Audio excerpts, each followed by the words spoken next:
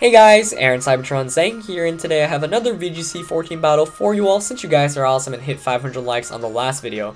So let's aim for another 500 on this one to support daily uploads. Anyway, today I'm going back in time a little bit, back to the June International Challenge. You may remember I did play in that VGC Wi-Fi tournament with over 10,000 players around the world. I did pretty well, finished 3rd in the US and 18th overall in the world, and my team was a really fun team despite it being super offensive, and I decided I'd get to feature some more matches with on the channel with it. So, I decided today would be a good time to show you guys this match. Now, my opponent, Jonathan, is actually the opponent I faced in the 2012 US Nationals Finals, so it was really cool to get a chance to, fight him again. He also made it to Worlds in both 2012 and 2013, so he's definitely proved himself to be one of the country's best players, if not the world's best players.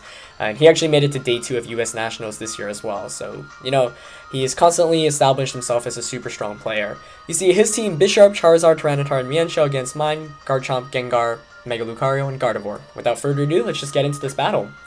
So, going into the battle, I know that Garchomp's really key to this matchup.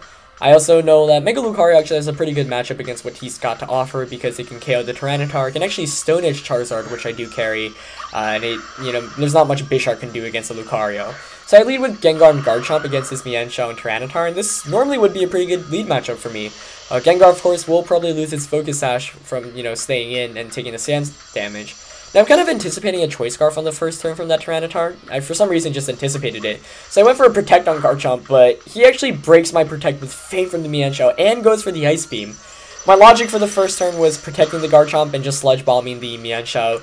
If the Tyranitar were to outspeed my, my Gengar, then it would tell me that he does carry the Choice Scarf. But he makes an excellent play with that Feint. Definitely caught me off guard, and suddenly I'm playing down 4-3. Though I do get a lot of damage off against Mienshao. I do bring in Mega Lucario though now, and I know that since Tyranitar is locked into Ice Beam, he's probably going to want to switch out into most likely Charizard because Charizard can resist my close combat. So I'm anticipating to switch out into Charizard there, and I do call it correctly. I also don't Sludge Bomb the Mienshao, opting to Shadow Ball instead because Shadow Ball can actually affect anything on his team, and I know he had Bisharp, so I didn't want to Sludge Bomb Bisharp and do no damage. Shadow Ball, of course, won't do too much, but it will break any potential Focus Sash the Bisharp has. And my predictions play out perfectly. He actually switches both Pokemon into what I do anticipate. So I do get the Shadow Ball onto Bisharp, doing around 40% and breaking a potential Focus Sash. Stone Edge does connect with Charizard too, and I'm super happy to see that because I just KO'd his Mega Evolution, which is huge for me. And suddenly all momentum switches onto my end after I make a really good turn of predictions. So that played out really well for me, but the battle is still not over. Now, he brings in Mienshao, which I'm not too worried about, so I decide to just Bullet Punch that slot and Will-O-Wisp the Bisharp. He can't fake out my Gengar, he can fake out the Lucario, but it's not like the Bisharp can really do anything to my Lucario anyway.